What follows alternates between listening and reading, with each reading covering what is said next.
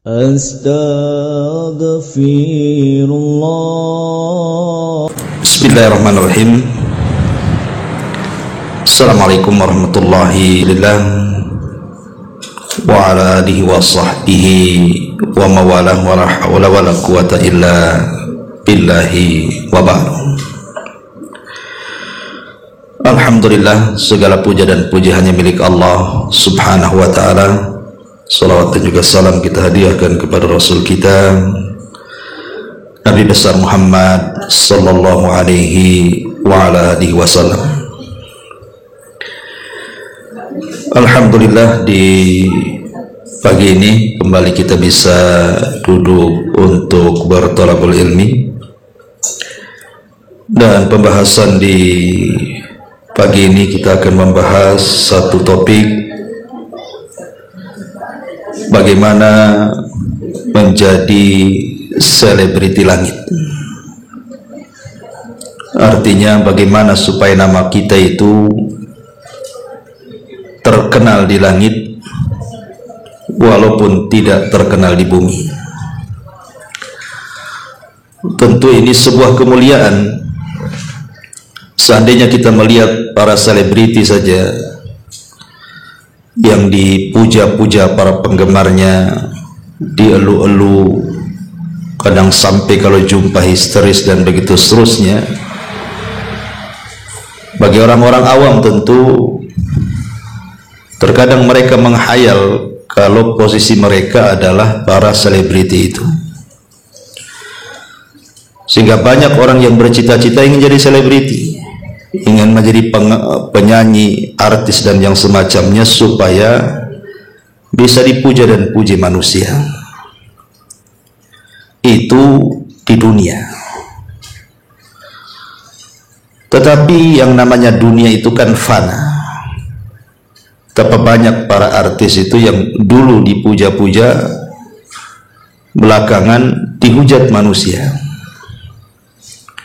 Terkadang muncul, terkadang tenggelam. Tetapi kalau seandainya kita dikenal di langit, dikenal di hadapan Allah, dikenal di hadapan para malaikat, tentu ini kemuliaan yang jauh lebih mulia dibandingkan para selebriti yang ada di bumi. Karena tujuan kita hidup itu yang memang mencari pujian dari Allah subhanahu wa ta'ala dan doa para malaikat. Ma'asyiral muslimat yang dimuliakan Allah subhanahu wa ta'ala, lalu amalan apa saja supaya nama kita itu bisa disebut-sebut di langit, terkenal di langit? Tidak apa-apa Anda terkenal di bumi, tapi terkenal di langit. Maka di sini saya sebutkan beberapa amalan yang sebagiannya mudah kita lakukan, ya sebagiannya juga agak sulit kita lakukan. Pertama, memperbanyak zikir kepada Allah subhanahu wa ta'ala. Dan itu disebutkan dalam sebuah hadis qudsi yang dikeluarkan Imam Bukhari dari Abi Hurairah radhiyallahu anhu.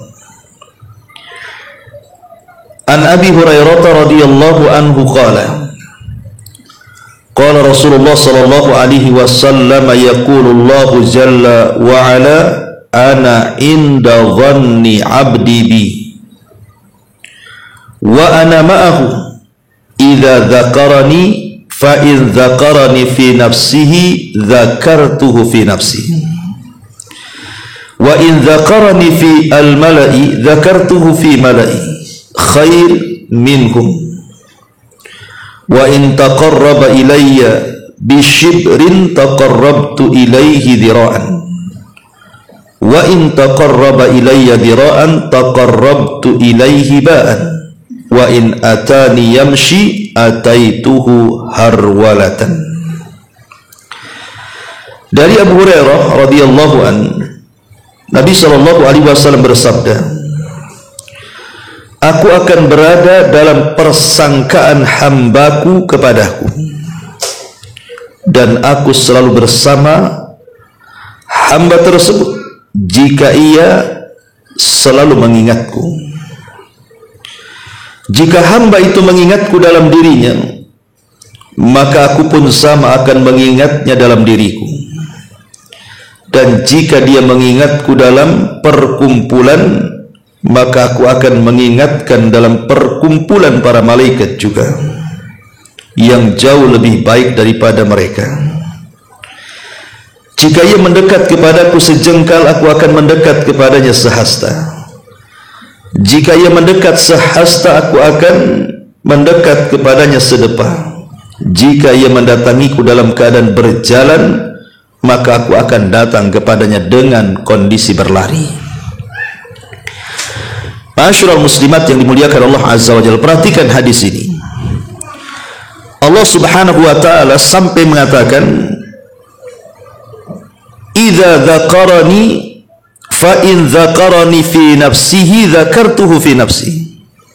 Jadi kalau kita berzikir, tidak ada yang tahu kecuali hati kita saja. Maka Allah Subhanahu wa taala akan menyebutkan juga di sisinya.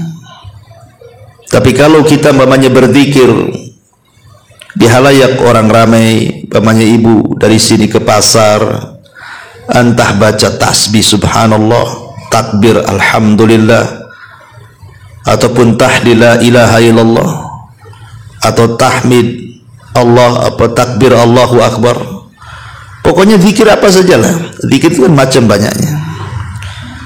Maka apabila kita kemudian berzikir kepada Allah di tengah-tengah keramaian manusia yang tidak berzikir, maka nama kita akan disebut oleh Allah Subhanahu wa taala di hadapan para malaikat yang ada di langit. Luar biasa, Bu. Allah akan menyebut nama-nama kita, nama orang tua kita lagi, fulan ibn fulan, di hadapan para malaikat. Dan ketika para malaikat kemudian mendengar bagaimana Allah Subhanahu wa taala memuja dan memuji kita, nama kita disebut-sebut, maka semua malaikat pun ikut memuja seperti yang Allah puja. Coba bayangkan, kalau saya buat analogi, Bu, seandainya presiden kita datang ke Batam, kemudian mengumpulkan orang satu Batam, anggaplah di lapangan sini kan, tiba-tiba presiden nyebut pula nama satu ibu tuh, disebut-sebut tuh nama ibu tuh, kemudian dipuji-puji di hadapan warga Batam. Kemudian ada pula yang memvideokan, diviralkan lagi, nama ibu pula disebut di situ. Coba bayangkan, terkadang di antara kita ada rasa bangga tuh. Wah, nama saya viral, dipuji-puji, disebut-sebut. Itu yang muji presiden, Bu. Yang mendengarkan ya macam kita-kita manusia. Kita saja dipuji-puji presiden, udah bangganya luar biasa. Ini yang muji Allah yang menciptakan kita, yang memberikan rezeki kepada kita, yang berikan nikmat kepada kita, yang berikan hidup dan mati kepada kita, dipuji di hadapan para malaikat. Subhanallah. Harusnya kita harus lebih bangga. Dan caranya mudah, cukup berzikir. Kalau presiden kita ingin memuji kita, macam mana caranya? Ibu pun dekat-dekat presiden, mana bisa ada ajudannya? Tidak bisa. Betapa banyak orang-orang yang memuji presiden, belum tentu presiden muji kita kan, Bu. Tapi kalau kita memuji Allah Subhanahu wa taala, dipastikan Allah langsung memuji kita, ada timbal balik. Bahkan Allah memuji di hadapan para malaikatnya dengan bangganya dia menyebut nama kita. Luar biasa, Bu. Maka jangan bakhil untuk berzikir. Zikir itu perkara mudah, karena bisa dilakukan dalam kondisi apapun oleh siapapun, tanpa melihat waktu apapun. Berzikir kan amalan mudah. Orang tua bisa berzikir, anak muda bisa berzikir, anak-anak bisa berzikir, laki-laki bisa berzikir, perempuan bisa berzikir, pagi, siang, sore, malam, di mana saja, di rumah, di jalan, tidak terbatasi tempat dan waktu zikir itu. Zikir itu aduh luar biasa. Dan zikir itu menenangkan jiwa. Ala bidzikrillah tatmainnul qulub. Ingatlah dengan berzikir kepada Allah tenanglah hati kita. Makanya orang kalau banyak masalah tertimpa musibah, banyak masalah, apalah masalahnya, cobalah banyak berzikir. Lisannya itu jangan berhenti. Nanti masalah itu sedikit demi sedikit Allah urai itu. Karena saya pernah mengalami juga dan saya coba praktekkan gitu. Subhanallah, memang betul. Tidak mungkin Allah Subhanahu wa taala berfirman kemudian tidak ada dampaknya, kan begitu. Ala bidzikrillah tatmainnul qulub. Ma'asyiral muslimat yang dimuliakan Allah Azza wa Jalla. Kemudian yang kedua, ini kan zikir secara umum ya. Sekarang zikir secara khusus. Perhatikan hadis Nabi sallallahu alaihi wasallam. Hadis Nu'man ibn Bashir radhiyallahu an yang dikeluarkan oleh Imam Ibnu Majah dan disahihkan oleh Syekh Nasiruddin Al-Albani rahimahullahu taala. Kata Nabi sallallahu alaihi wasallam, "Inna mimma tadhkuruna min jalalillahi at-tasbiha wat-tahlila wat-tahmid yan'atifna haulal arsy. Lahunna dawawi kadawawin nakhli tadhkuru sahibaha amma yuhibbu ahadukum an yakuna lahu au la yazalu lahu man yadhkuru bi." Kata Nabi sallallahu alaihi wasallam dari Nu'man ibn Bashir radhiyallahu an, sesungguhnya di antara kalimat-kalimat yang kalian ucapkan tentang keagungan Allah Azza wa Jalla adalah ucapan tasbih subhanallah, ucapan tahlil la ilaha illallah, ucapan tahmid alhamdulillah, ucapan tasbih subhanallah, tahlil la ilaha illallah, tahmid alhamdulillah. Kata Nabi SAW, maka ucapan itu akan selalu berputar-putar di sekeliling arsy Allah Subhanahu wa ta'ala. Bagi tiap-tiap kalimat tersebut suaranya mendengung bagaikan dengungan lebah yang menyebutkan orang-orang yang sedang membacanya. Bukankah seseorang dari kalian menginginkan atau selalu ingin akan sesuatu yang dapat mengingatkan akan dirinya? Lihat Bu, kalau ibu membaca subhanallah walhamdulillah wala ilaha illallah, kalimat tasbih, tahmid dan juga tahlil Bu, maka kalimat ini akan melesat sampai ke arsy. Kemudian dia akan menyebut-nyebut setiap orang yang menyebutnya, dan suaranya seperti suara tahun mendengung Bu. Saking terusnya menyebut-nyebut nama kita yang menyebut subhanallah walhamdulillah wala ilaha illallah. Bayangkan nama kita Bu disebut-sebut di arsyana. Dan kalimat ini kan kalimat mudah kan? Subhanallah, alhamdulillah, wala ilaha illallah. Apa sulitnya coba? Tapi tiga kalimat ini melesat sampai ke arsy tuh, berputar-putar lagi di arsy. Kemudian menyebut nama kita yang sedang berzikir, menyebut tasbih, tahlil dan tahmid itu. Dan suaranya mendengung-dengung. Makanya Rasul mengatakan, yan'atif lahaulal arsy lahunna dawiyun kadawawin nakhli. Bagi tiap-tiap kalimat tersebut terdengar suara mendengung bagaikan dengungan lebah yang menyebut-nyebut orang yang membacanya. Subhanallah ya. Hanya menyebut tiga kata Bu, nama kita disebut-sebut di arsyana itu. Subhanallah walhamdulillah wala ilaha illallah. Luar biasa ya. Ini yang kedua. Kemudian yang ketiga, ma'asyiral muslimat yang dimuliakan Allah Subhanahu wa ta'ala, selain daripada berzikir secara khusus dengan menyebutkan subhanallah walhamdulillah wala ilaha illallah Allahu akbar, juga ketika kita berdoa membaca doanya Nabi Yunus, la ilaha illa anta subhanaka inni kuntu minadh dhalimin. la ilaha illa anta subhanaka inni kuntu minadh dhalimin. Sebab ada sebagian ahli tafsir yang menceritakan ketika Nabi Yunus alaihi salatu wassalam dimakan ikan, kemudian masuk ke dalam perut ikan, kemudian dibawa ke dasar lautan itu, maka Nabi Yunus mengalami 3 kegelapan. Gelap dalam perut ikan, gelap di dasar lautan, dan gelap di tengah malam. Maka Yunus alaihi salatu wassalam pun akhirnya melupakan segalanya. Bagaimana coba ibu berada di perut ikan, di dalam lautan gitu ya, berarti terlepas padanya segala hubungan dengan dunia kan bu, segala hubungan dengan dunia, tidak dengan harta, tidak dengan kekuasaan, tidak dengan jabatan, tidak dengan kenikmatan dunia, terputus semuanya tuh Nabi Yunus alaihi salam tuh, karena dia berada di perut ikan pula. Ngapain di situ coba kalau tidak terputus dengan kehidupan dunia?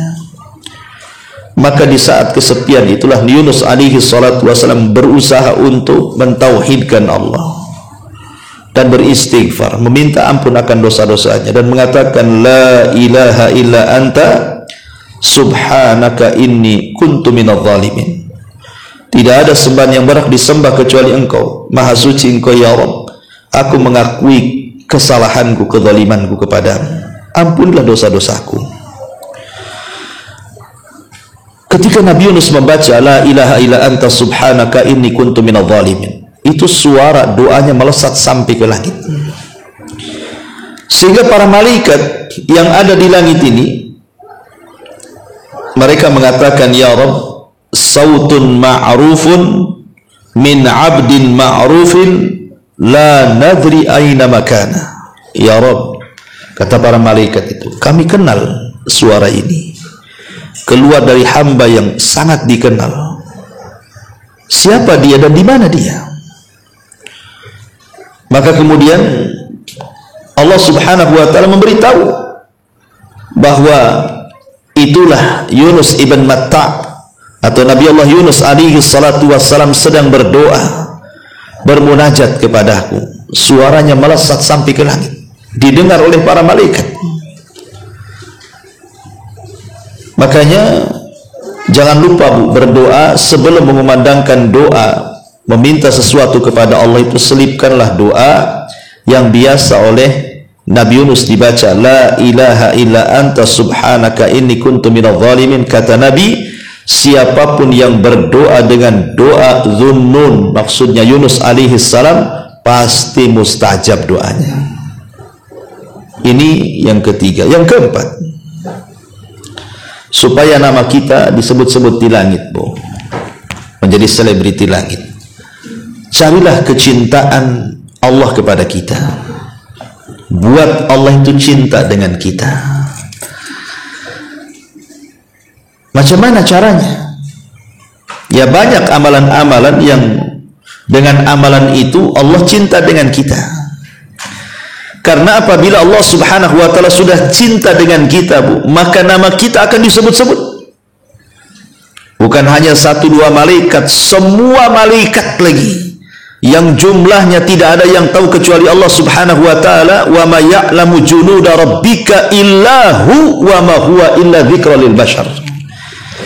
Tidak ada yang tahu jumlah tentara Allah dari kalangan malaikat kecuali Allah azza wa jalla. Bayangkan Rasul naik ke langit saja, di langit pertama setiap 4 jari ada malaikat yang ruku sampai kiamat, sujud sampai kiamat, berdiri sampai kiamat. Setiap 4 jari malaikat itu berapa tuh jumlahnya?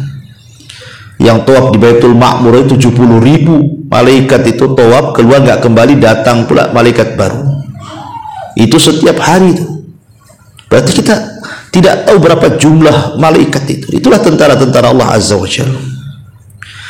Lah semua malaikat yang ada di langit dan yang ada di bumi itu bu, mereka akan memuji kita kalau kita mendapatkan kecintaan Allah kepada kita. Ingat hadis yang sering saya sampaikan, hadis Abi Hurairah radhiyallahu anhu, di mana Nabi SAW mengatakan, innallaha idza ahabba fulanan, Allah itu kalau cinta dengan si fulan atau si fulana, nadahu Jibril, Yang pertama dipanggil siapa? Jibril. Kemudian Allah Subhanahu wa taala berfirman kepada Jibril, "Ya Jibril, inni uhibbu fulanan fa ahibbahu." Jibril, aku suka dengan si fulan ibn fulan itu, maka kamu harus suka juga dengan dia. Ketika Jibril tahu bahwa Allah menyukai salah seorang di antara kita dan menyebut-nyebut nama kita, maka Jibril berteriak mengumpulkan semua malaikatnya. Dia kan pemimpin malaikat. Maka semua malaikat akan mendengarkan apa yang akan diucapkan Jibril. Maka Jibril mengatakan, "Ya malaikat Allah, inna Allah ahabba fulanan fahibbuhu." Wahai malaikat-malaikat Allah, dimanapun kau berada, Allah sudah mencintai fulan ibn fulan, maka kalian semua harus mencintainya. Maka semua malaikat ketika mendengar nama kita, semua cinta dengan kita. Dan apabila semua malaikat cinta dengan kita, Allah tanamkan kecintaan kepada makhluk yang ada di bumi. Luar biasa. Jadi kalau kita ingin jadi selebritis langit, ingin nama kita disebut-sebut di langit, cari sebab-sebab yang Allah suka dan cinta dengan kita. Contohnya apa? Contohnya umpamanya, ibu banyak melakukan sholat sunnah.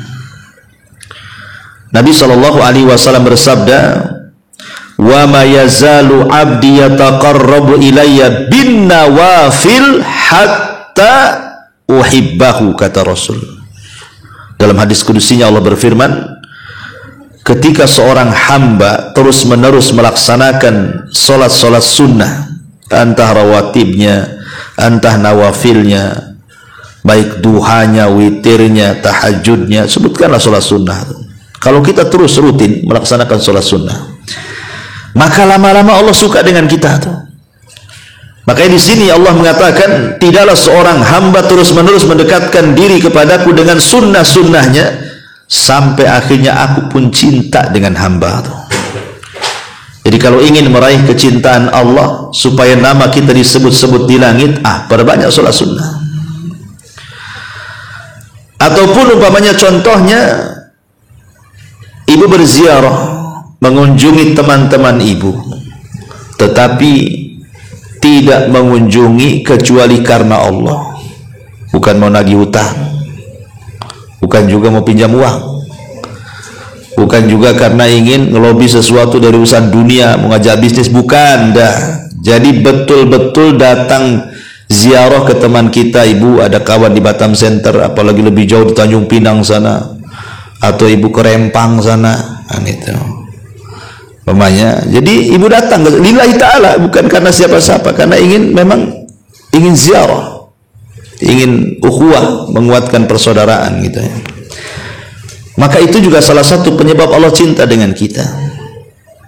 Makanya hadis Nabi mengatakan, masih firman Allah Azza wa Jalla dalam hadis kudusinya, haqqat mahabbati lil mutahabbaini fiyya wa haqqat mahabbati lil mutazawwaraini fiyya wa haqqat mahabbati lil mutabadzalaini fiyya wa haqqat mahabbati lil mutawassilaini fiyya.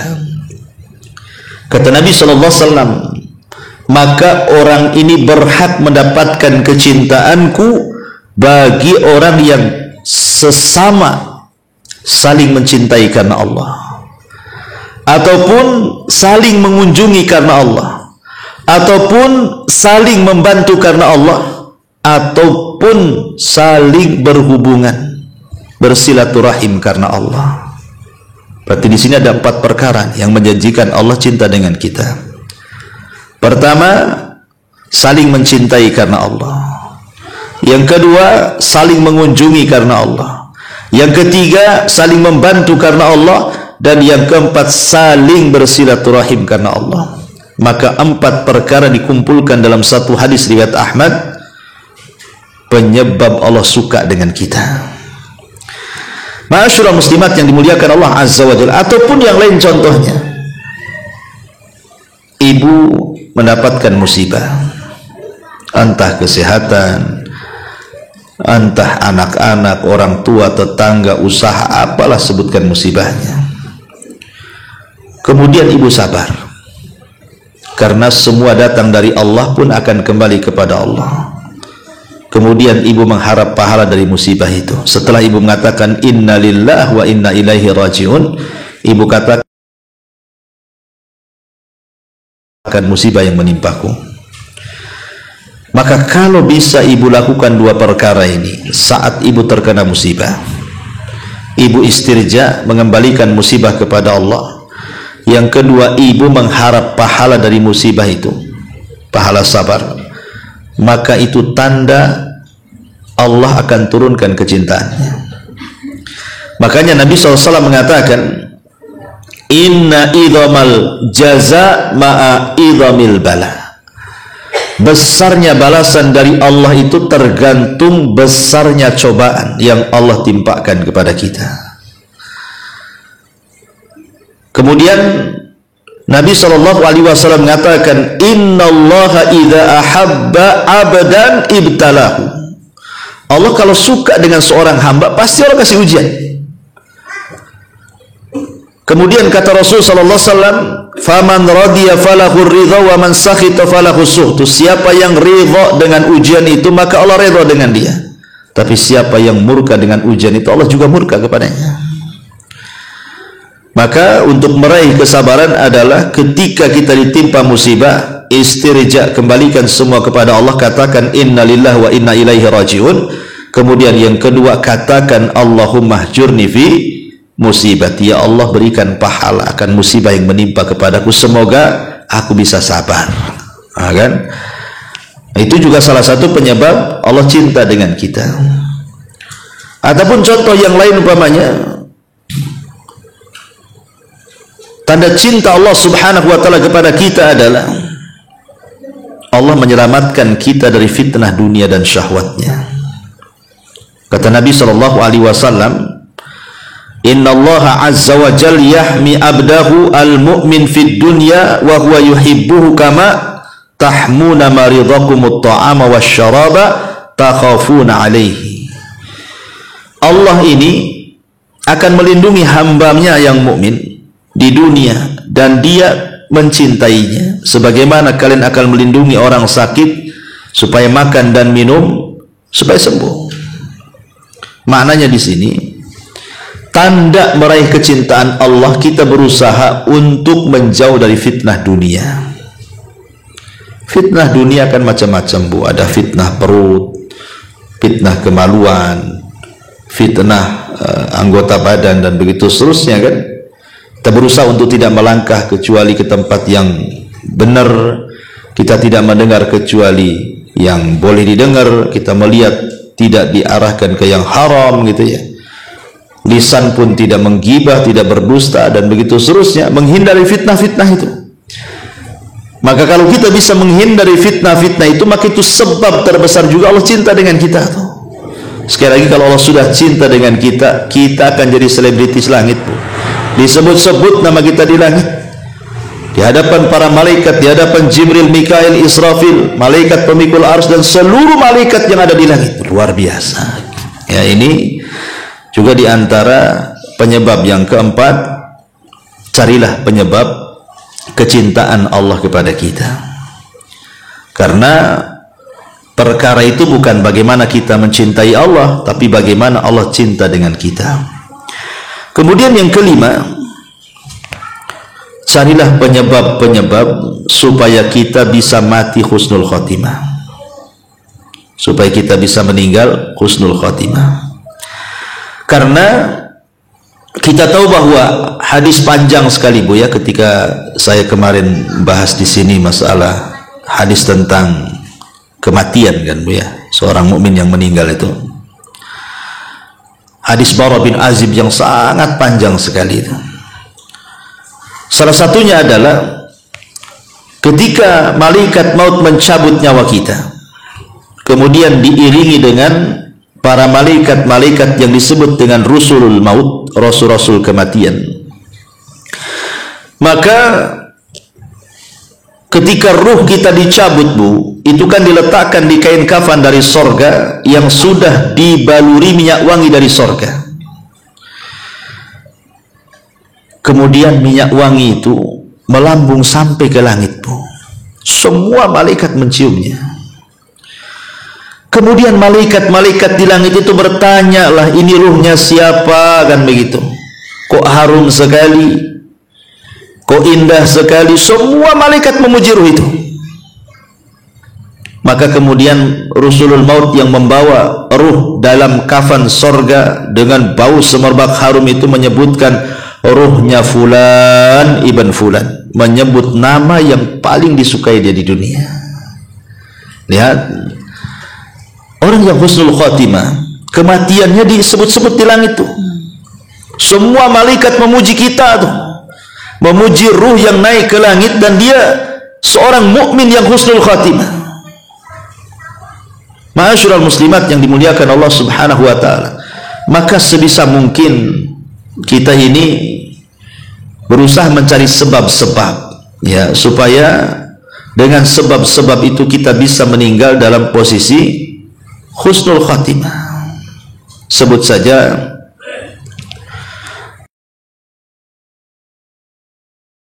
saya katakan, biasakan baca Quran, doa sebelum tidur. Biasakan. Karena para ulama mengatakan kalau seandainya Allah takdirkan kita ini bangun di pagi hari, alhamdulillah, pasti Allah akan bangunkan kita di atas fitrah, di atas kebaikan. Tapi kalau Allah takdirkan kita meninggal, maka boleh jadi kita diwafatkan husnul khatimah. Kenapa? Karena sebelum tidur kita sudah banyak berzikir, banyak berdoa, kemudian berwudu. Apalagi kalau pemain sebelum tidur ibu sholat dulu, sholat witir dan begitu seterusnya, kan? Maka tidur kita itu kan menjadi ibadah. Jadi kalau meninggal berarti meninggal di atas ibadah tuh. Nah, berarti husnul khatimah lah, kan begitu. Ya. Kemudian juga hal-hal yang diantara penyebab husnul khatimah adalah dengan memperbanyak tobat. Karena Allah yang mengatakan wa tubu ilallahi jami'an ayyuhal mu'minun la'allakum tuflihun. Bertobatlah kalian kepada Allah semuanya wahai orang-orang yang beriman agar kalian tuflihun, selamat. Selamat dari kematian, su'ul khatimah. Makanya saya katakan, Bu, jangan numpuk-numpuk dosa. Kalau hari ini buat dosa, cepat istighfar. Kalau dosa besar, cepat ngambil wudhu, sholat taubat, ya, supaya mudah-mudahan dengan cara itulah diampuni dosa kita dan kita tidak menumpuk-numpuk dosa. Ya, makanya perbanyak taubat ataupun perbanyak sedekah. Nabi SAW mengatakan, sonaiul ma'ruf taki masari asu. Orang yang banyak melakukan kebaikan, bersedekah, membantu orang, itu bisa menjauhkan dari su'ul khatimah, kata Nabi. Ataupun dengan memperbanyak kematian, sedikitkanlah angan-angan kepada dunia supaya kita lebih banyak lagi beribadah kepada Allah Azza wa Jal. Maka itu juga salah satu penyebab kita ini husnul khatimah. Dan banyak lagi lah, intinya adalah berusaha untuk bertakwa kepada Allah Subhanahu wa taala. Kemudian yang nomor 7, yang nomor 6 ya. Yang nomor 6, bersolawat, memperbanyak solawat kepada Nabi. Dan ini sering saya bahas, ya. Solawat itu artinya, Bu, solawat itu artinya, ibu sering bersolawat, Bu. Kalau orang bersolawat tidak paham maknanya, dengan yang paham makna itu beda.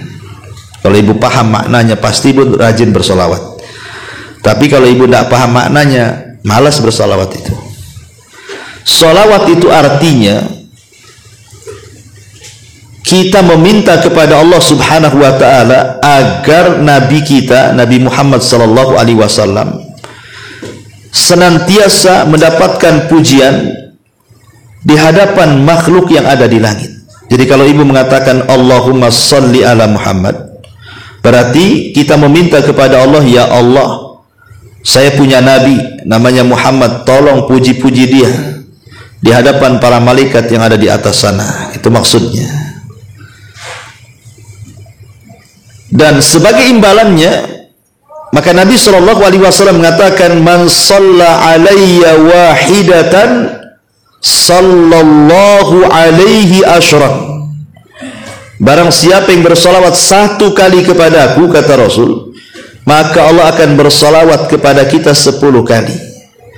Jadi kalau kita mengucapkan Allahumma salli ala Muhammad, berarti kita mengatakan, ya Allah, tolong puja-puji ni Nabi saya ni Muhammad di hadapan makhlukmu yang ada di langit sana, di hadapan para malaikat. Maka Allah akan memuji kita 10 kali, padahal kita hanya meminta kepada Allah suruh memuji Rasul kita 1 kali, tapi Allah puji kita 10 kali pula. Jadi kalau ibu bersalawat, nanti Allah akan memuji kita di hadapan Jibril, Mikail, Israfil, di hadapan para malaikat yang di langit sana, memuji-muji kebaikan kita hanya gara-gara bersalawat 1 kali itu. Coba bu, kalau dari sini pulang ibu bersalawat sampai 100 kali, berapa Allah akan puji kita di hadapan para malaikat itu di langit sana, di hadapan ya. Kalau ingin jadi selebritis langit, cukup ibu banyak salawat. Ya, kalau bagi laki-laki masuk masjid sebelum berdoa, Allahumma sholli ala Muhammad, Allahumma ftahli abwaaba rahmatik. Kemudian kalau dari masjid, Allahumma sholli ala Muhammad, Allahumma ftahli abwaaba fadlik. Umpamanya contohnya seperti itu.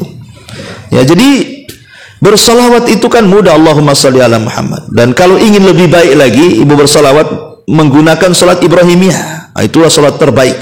Allahumma salli ala Muhammad wa ala ali Muhammad kama sallaita ala Ibrahim wa ala ali Ibrahim innaka Hamidum Majid. Allahumma ali Ibrahim. Itu salawat terbaik, kata Imam As-Sakhawi dan Imam Ibnul Qayyim rahimahullahu ta'ala. Tapi kalau ibu terlalu kepanjangan gitu ya, maka cukup Allahumma salli ala Muhammad, cukup kan itu ya. Cukup dengan bersalawat, nama kita pula dipuji-puji di langit, kan luar biasa bu. Makanya jangan bakhil untuk bersalawat. Ini yang ke-6.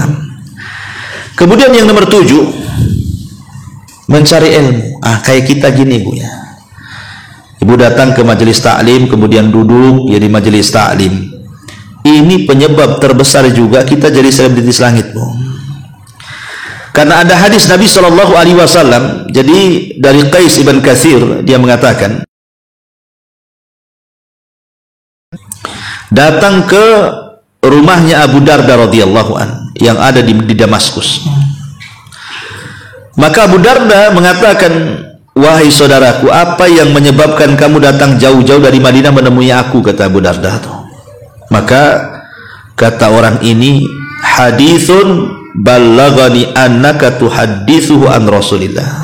Aku hanya sampai kepadaku sebuah hadis bahwa engkau yang mendapatkan langsung dari Nabi SAW. Hanya ingin itu saja. Jadi laki-laki ini dari Madinah ke Damaskus itu hanya ingin menanyakan satu hadis kepada Abu Darda. Jadi Abu Darda mengatakan, nggak ada yang lain kecuali itu. Tidak, katanya. Atau mungkin setelah kamu datang kemari kau ada urusan dagang di sini? Enggak. Atau engkau ingin mencari dunia atau apa setelah datang dengan aku? Enggak juga. Memang murni aku datang dari Madinah menemuimu itu hanya untuk bertanya satu hadis ini saja, katanya kau dengar langsung dari Nabi. Maka Abu Darda pun kemudian menceritakan dia, aku memang langsung mendengar dari Nabi SAW dan beliau bersabda, man salaka tariqan yabtaghi fihi ilman salakallahu bihi tariqan ilal jannah. Barang siapa yang berjalan, mungkin ibu dengan kaki ke sini, dengan motor, dengan mobil gitu ya ke sini, dalam rangka mencari ilmu agama, Allah akan mudahkan nanti langkahnya menuju surga bu. Kemudian kata Rasul, wa innal malaikata la tad'u ajnihataha ridhan li talabil ilmi. Maka sesungguhnya para malaikat akan mengepak-ngepakkan sayapnya karena suka dengan para penuntut ilmu. Wa innal alim la yastaghfiru lahu man fis samawati wa man fil ardi. Di sini syahidnya. Dan seorang alim yang belajar menuntut ilmu agama itu, semua makhluk yang ada di langit Siapa yang makhluk yang ada di langit? Para malaikat lah. Bahkan semua makhluk yang ada di bumi ikut-ikut memintakan ampun akan dosa kita, Bu. Disebut-sebut nama kita di langit. Ibu fulanah bintu fulanah lagi ngaji di rumahnya Pak Yudi. Disebut-sebut tuh di langit tuh. Ya. Tapi ingat, Bu, datang kemari sebagaimana orang ini kepada Abu Darda, betul kau hanya mencari hadis Nabi? Iya. Bukan karena urusan lain? Enggak. Apa salah pas ini mau dagang? Enggak juga. Jadi datangnya ibu kemari itu murni ingin ngaji, Bu. Bukan karena itu yang punya utang sering ngaji tuh. Nah, kita ngajilah sekalian lagi. Nah, bukan itu, Bu, ya. Ataupun karena itu ada kawan di situ suka ngaji, dah lama saya nggak ketemu. Ayo kita ke sana yuk. Berarti kan ingin ketemu kawan, bukan ingin ngaji di situ. Itu berarti ngajinya sampingan. Ya. Jadi bukan karena apa-apa, memang murni datang dari rumah ke sini ya memang ngaji, ya gitu maksudnya ya. Nah, itulah yang kemudian semua malaikat yang akan di langit itu kenal kita atau mendoakan kita lagi. Subhanallah, ya kan? Luar biasa thalabul ilmi itu. Ya, tapi ya walaupun luar biasa keutamaannya kayak gini pun ya sedikit juga yang datang. Coba ibu buat konser dangdut, ya nggak diundang pun datang, bu, tetangga nengok di jendela, bu. Ya. Ma'asyiral muslimin yang dimuliakan Allah Subhanahu wa taala, ini juga diantara penyebab kita menjadi selebritis langit. Kemudian selanjutnya menunggu waktu sholat setelah sholat, menunggu sholat setelah sholat, rindu mamanya ibu sholat zuhur ya nanti, kemudian pengen kapan asar gitu ya. Ini mah enggak, aduh baru zuhur asar lagi. Nah, itu namanya menjadikan sholat itu beban namanya, Bu ya. Maksudnya dia rindu namanya ibu dari zuhur ke asar karena memang enggak ada yang dikerjakan, apalagi ya di rumah nggak ada siapa-siapa. Habis zuhur ibu ambil Quran, baca Quran kan itu ya, atau zikir sampai ke asar gitu ya. Kemudian sholat asar atau dari maghrib ke isya gitu kan, pendek waktunya ya. Maka Nabi SAW menyebutkan dalam Musnad Ahmad dari Abdullah ibn Amr radhiyallahu anhuma, dia mengatakan shallaina ma'a Rasulillah sallallahu alaihi wasallam, kami pernah salat bersama Nabi sallallahu alaihi wasallam, salat maghrib ya. Fa'aqaba man aqab wa raja'a man raja', ada yang menunggu dari maghrib ke isya, ada juga yang pulang. Lah ketika itu Nabi SAW datang, rupanya di masjid itu masih banyak orang-orang yang menunggu sholat isya dari maghrib itu. Ya, yang pulang ada, tapi yang tetap di situ banyak gitu ya. Ya, Nabi SAW bersabda kepada orang-orang yang nunggu sholat isya itu setelah sholat maghrib, kata Rasul, abshiru ma'syarul muslimin, berbahagialah wahai orang-orang yang muslim. Hadza rabbukum, ini Rabb kalian. Qad fataha baban min abwabis sama yubahibikumul malaika. Ini Rabb kalian sungguh telah membuka pintu-pintu langit dan para malaikat membanggakan kalian semuanya. Yaqul, dia berkata, haula'i ibadi, Allah mengatakan itulah hamba-hambaku. Qadau faridatan, mereka sudah melaksanakan faridah, kewajiban salat. Wahum yantadirunal ukhra, mereka masih nunggu untuk melakukan salat yang berikutnya. Lihat, jadi kalau seseorang itu habis salat menunggu salat, itu pintu-pintu langit akan dibuka kepada kita, dan Allah akan membanggakan kita yang menunggu salat itu di hadapan para malaikat itu. Sehingga Allah mengatakan, lihat wahai hamba-hambaku, lihat malaikat, lihat tuh ada hamba-hambaku habis salat nunggu salat. Oh, jadi Allah langsung ngomong, mengumumkan di hadapan para malaikat yang di langit. Nah, jadi sekali-kali gitulah, Bu ya kan. Umpamanya ibu kan sholatnya di rumah, habis maghrib ke isya memang nggak ada kegiatan, kebetulan nggak ada kegiatan, Bu ya. Ya udah, ibu ya makanya saya sering sarankan kalau bisa di rumah tuh ada semacam mihrab lah, Bu, untuk ibu beribadah. Umpamanya dikhususkan ini di kamar ini khusus sholat, jangan dipindah-pindah ya. Dan kalau bisa ada ustadz saya tinggal di kos-kosan kecil, cemana buat musola, taruh sajadah, jangan dipindah-pindah dari situ.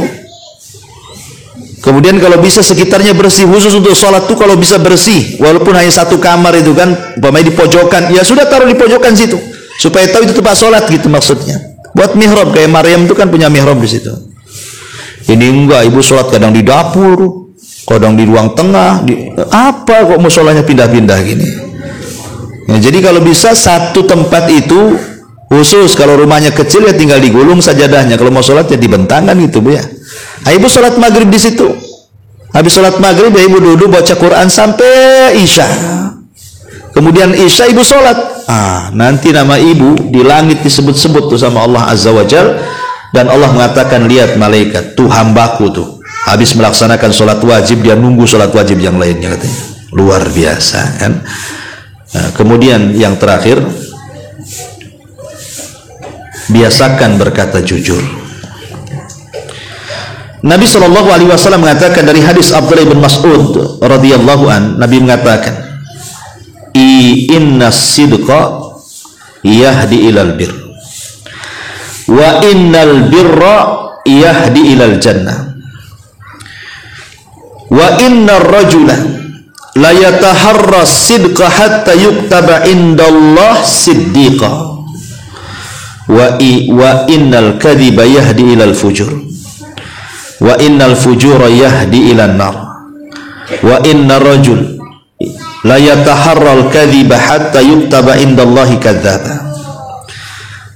Sesungguhnya kejujuran itu bisa mengantarkan kepada kebaikan, dan kebaikan itu mengantarkan ke surga. Kalau seseorang membiasakan jujur, maka dia akan dicatat di sisi Allah sebagai orang yang jujur. Di sini syahidnya, hatta yuktaba indallahi siddiqo. Kata ulama ketika mensyarah hadis ini, kalimat hatta yuktaba indallahi siddiqo, sampai Allah mencatat dia sebagai orang jujur, maksudnya Allah akan mengumandangkan nama kita di hadapan para malaikat. Si fulan itu jujur, si fulan jujur di hadapan para malaikat. Luar biasa bu ya, nama kita akan disebut-sebut di langit sebagai orang jujur tuh. Orang kalau Allah yang mengatakan jujur, walaupun manusia bilang dia dusta, tidak ngaruh. Tapi kalau Allah sudah katakan kita pendusta, walaupun satu dunia manusia mengatakan kita jujur, nggak ada gunanya. Karena kadang-kadang jujur manusia itu kadang-kadang pencitraan saja, tidak betul-betul jujur kan. Kayak sekarang nih musim politik kan ya, anggota-anggota caleg-caleg gitu kan, atau yang hendak memimpin negara kita ini. Nampak kan itu, yang tadinya nggak pakai jilbab gitu ya, yang nggak pernah pakai songkok, yang nggak pernah ke masjid, rajin pula ke masjid. Yang jarang sedekah pula gitu. Udah jadi, jangan lagi melangkah ke masjid, nengok masjid pun tidak, ya kan. Nah ini kan masalah, ini kan kadang-kadang kan dibuat-buat pencitraan saja. Makanya kalau Allah sudah mengatakan pendusta dia, walaupun satu dunia mengatakan jujur, buat apa kan itu? Mendingan Allah mengatakan kita jujur di hadapan para malaikat, manusia mendustakan, itu lebih baik bagi kita. Karena kalau Allah sudah memuliakan kita, tidak ada yang bisa menghinakan kita. Tapi kalau sudah menghinakan kita, tidak ada manusia yang bisa mengangkat kita. Ma'asyiral muslimat yang dimuliakan Allah Azza wa Jalla, maka inilah perkara-perkara penyebab besar supaya kita menjadi selebritis langit, nama kita disebut-sebut di langit, dan kita menjadi terkenal di hadapan para malaikatnya. Wallahu a'lam bishawab. Sampai di sini bu ya, mudah-mudahan ada manfaatnya. Mungkin kita buat tanya jawab, silahkan kalau ada yang mau bertanya.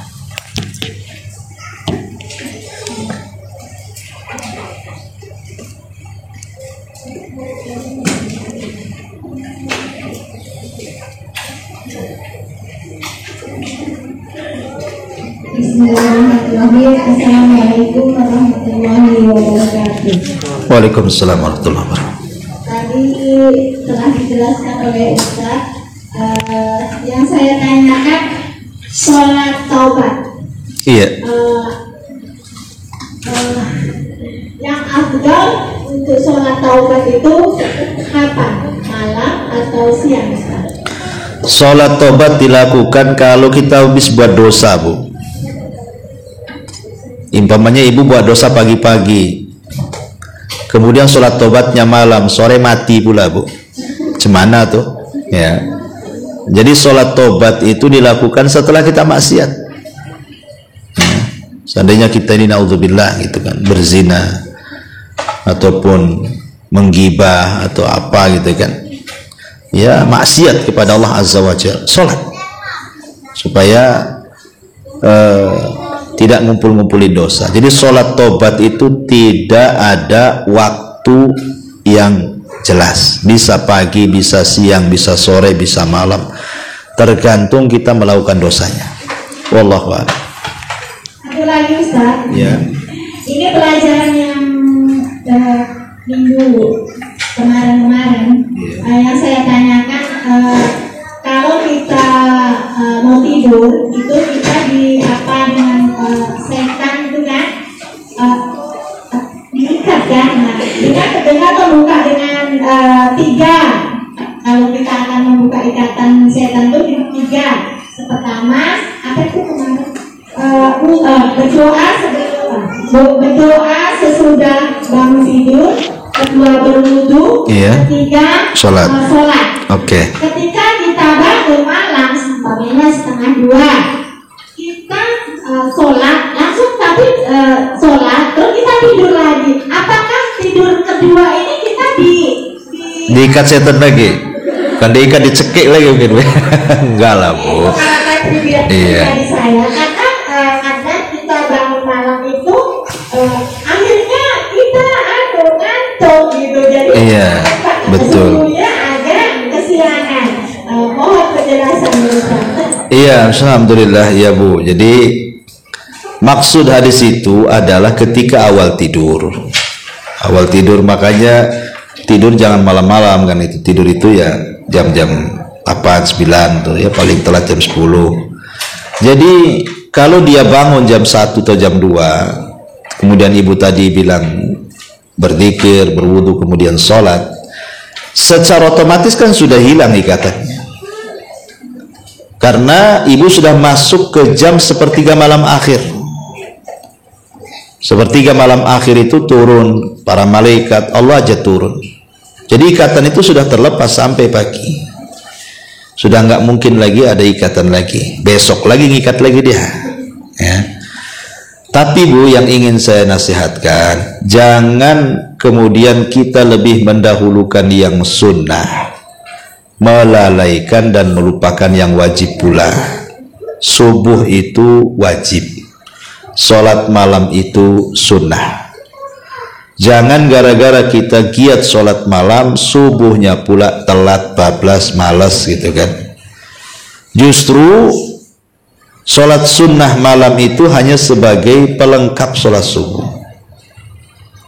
Makanya kenapa kalau bisa sholat sunnah itu dilakukan mendekati subuh saja, namanya jam 3:30 gitu Pak, supaya ke subuhnya dekat.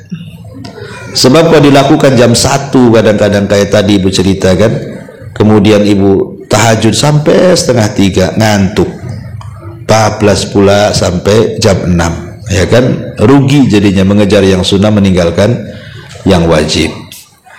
Ataupun sholat malamnya terlampau capek, jangan juga Bu. Ya makanya Rasul membatasi 11 rakaat. Kalau memang menjadikan kemudian kita lelah berdiri membaca, kemudian subuhnya kita kemeng semua, akhirnya asal-asalan, lebih baik tinggalkan sholat malam mendingan sholat wajib, itu jelas. Tapi kalau kita bisa membagi, oh malamnya sudah diperkirakan nih, ya paling ibu ambil 2 rakaat atau 4 rakaat atau 8 rakaat ataupun 11 rakaat pun yang pendek-pendek gitu ya suratnya, karena mungkin umur satu, ya, kesehatan yang kedua, ibu kan bisa ngukur diri gitu ya. Nah, kemudian kalaupun nanti masih jam 4 kan ibu bisa berbaring, namanya itija. Itija itu maksudnya baring ke lambung kanan. Tapi kalau caranya ibu tidur lagi ke kasur, ambil lagi bantal, AC pula 16, itu ya bablas kalau kayak gitu. Artinya kan diupayakan sunnah Ittija itu sunnah. Rasul itu kan tidur 3 waktu. Pertama di awal malam beliau tidur, nanti di pertengahan malam beliau bangun, atau dia tambah tidurnya 2/3 malam, di 1/3 malam beliau bangun. Kemudian mendekati subuh beliau baring, tidak tidur, baring aja untuk supaya istirahat karena habis sholat malam. Makanya kata Nabi SAW, falyastarih qaimuha wal yastaiqid naimuha. Yang sholat malam istirahat, yang tidur bangun, kata Rasul. Nah, kemudian nanti siang sebelum duhur, ada yang mengatakan setelah duhur sampai jam 2, itu namanya tidur kailulah. Tidur siang itu tidak boleh lama-lama, ya paling lama 1 jam, paling lama, ya kan. Lebih daripada itu sakit kepala nantinya. Jadi hanya untuk mempersiapkan kita ini tenaga di malam hari, makanya ada namanya kailulah. Ada yang mengatakan 1 jam sebelum duhur, ada yang mengatakan 1 jam setelah duhur. Nah, jadi itu yang saya nasihatkan, jangan kita mati-matian sholat malam akhirnya bablas pula subuhnya. Wallahu alam. Kalau bisa ibu beli alarm yang kencang tuh bu, ya kan ada alarm kencang tuh. Nah, tidur taruh samping telinga bu. Nah, kan dia kalau bunyi kan nanti ibu terperanjat-peranjat kan. Nah, takut bablas, ya kita kan harus mencari sebab juga. Nah, karena namanya kita manusia itu, tidur itu memang pelengkap sifat kita. Orang kalau nggak bisa tidur kan bukan manusia tuh. Itu malaikat kalau nggak tidur ya. Wallahu a'lam.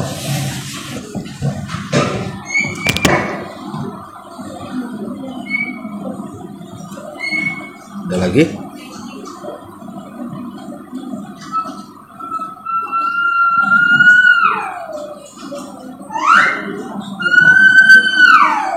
Assalamualaikum warahmatullahi wabarakatuh. Waalaikumsalam. Ada titipan pertanyaan Ustaz. Iya. Lihat masalah keluarga.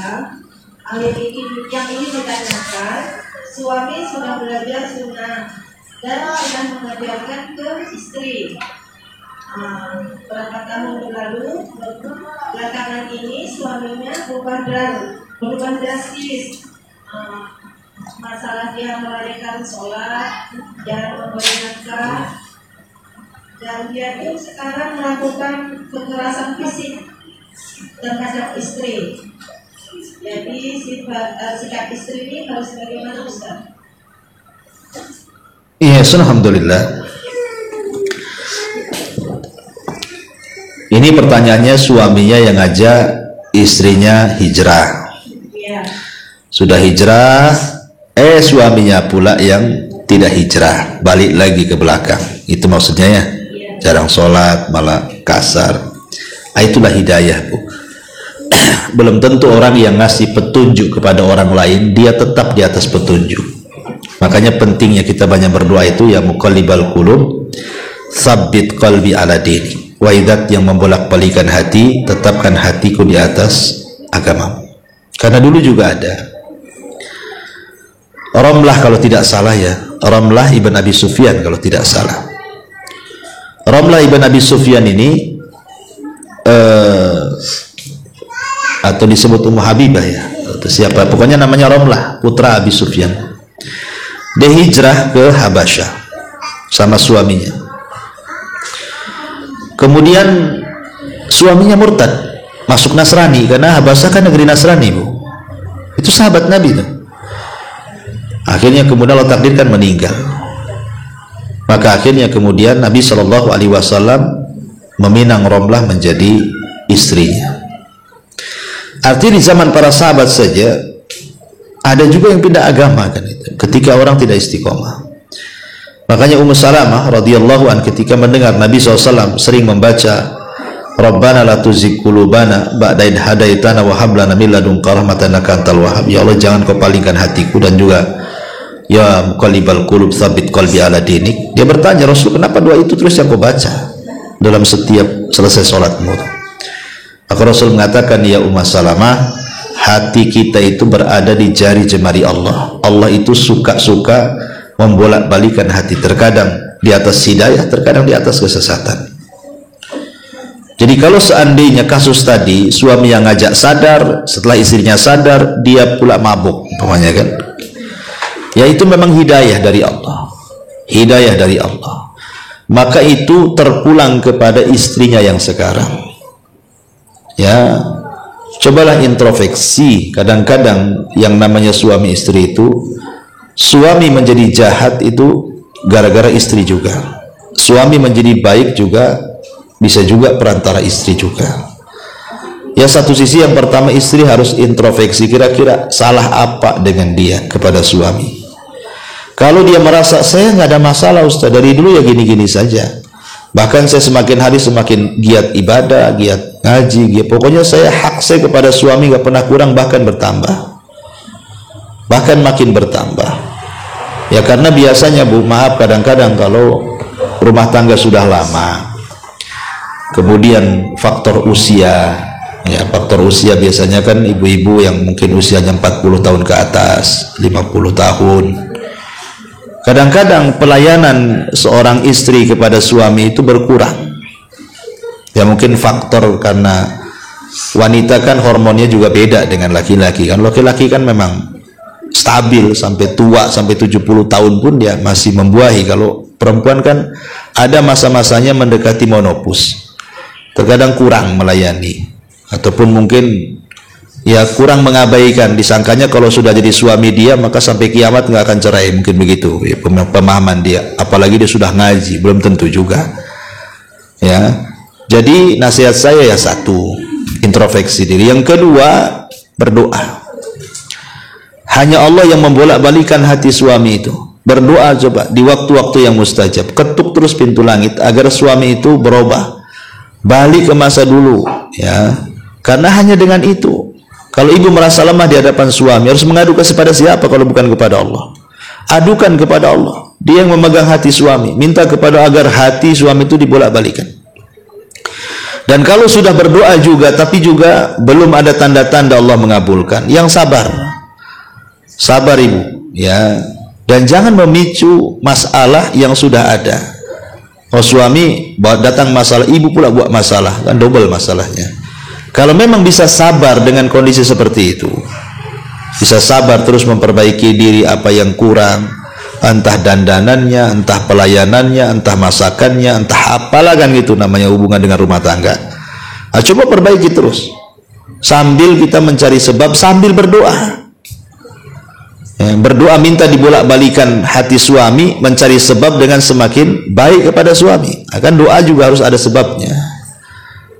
Kalau juga sudah berdoa, sudah menyerahkan diri kepada Allah, urusannya bertawakal, sudah mengambil sebab, kemudian suami masih seperti itu juga kan gitu ya, itu kan terpulang kepada ibu. Maunya ibu gimana gitu ya. Kalau memang bukan jodohnya ya, kalau sudah melampau ke fisik, kemudian tidak sholat, itu ibu sudah berhak menghulu, meminta cerai. Tetapi walaupun demikian tidak boleh tergesa-gesa, hendaklah ada akal lah sedikit. Walaupun perempuan itu kan lebih ke perasaan, tetapi kalau bisa mainkan akal di sini. Ya, boleh jadi dengan berjalannya waktu, entah suami kena musibah, entah apa di luar, akhirnya sadar, kan kita tidak tahu juga. Ya banyak-banyak berdoalah, sabar. Apalagi kalau punya anak, nah gitu kan, mikir anak-anaknya ini kalau saya minta cerai, kemudian dapat suami baru, belum tentu juga lebih baik, jangan-jangan lebih jahat pula daripada dia. Kan tidak tahu kan, itu juga pernah terjadi di zaman Nabi. Ada Hasan ibn Thabit itu punya istri. Hasan ibn Thabit ini kan kurang ganteng Bu, istrinya cantik pula. Jadi Hasan ibn Thabit ini kalau jalan sama teman-temannya jelek sendiri dia. Jadi istrinya kayak gimana menghayalkan, aduh suami saya kok jelek sendiri, hitam sendiri, pendek sendiri, kok yang lain ganteng sendiri, tinggi, bagus. Akhirnya pudar rasa cinta istrinya kepada Hasan ini. Dia datang kepada Rasul, aku ini tidak mencela agama Thabit suamiku, dia orangnya baik, taat, macam-macam. Cuman perasaan cintaku sudah hilang. Gimana kalau saya menggugat cerai? Kata Rasul, tunggu dulu. Dipanggilnya Thabit, tapi tetap ke wanita ini menggugat cerai. Akhirnya kata Rasul, balikan maharmu. Kau mau nggak balikan maharnya Thabit? Mau katanya. Akhirnya dibalikan mahar, cerailah keduanya. Kemudian si istrinya, mantan istri Thabit ini menikah lagi dengan pria idola dia, kriteria dia yang ganteng, yang putih, yang tinggi, pokoknya sesuai kriteria dapat dia. Setelah menikah menyesal, Bu. Kenapa? Rupanya tidak pandai urusan ranjang. Tidak pandai, dia terpuaskan urusan ranjang. Akhirnya dia buat ulah lagi, ingin cerai dengan suaminya, ingin balik lagi ke Thabit. Coba bayangkan. Tapi Thabit sudah tak mau. Ini kan terjadi kisah-kisah seperti ini di zaman para sahabat. Terkadang kita yang anggap kita jelek itu belum tentu jelek, bisa saja itu kebaikan di hadapan Allah. Boleh jadi suami seperti itu mungkin juga jadi ujian, ya. Ujian ibu melatih kesabaran. Selaku istri, bisa sabar nggak ini saya? Maka cobalah bertahan dulu, bersabar dulu, terus berdoa, tawakal, mencari sebab, ya. Ketuk pintu langit, mudah-mudahan suaminya bisa kembali ke jalan yang benar. Wallahu a'lam.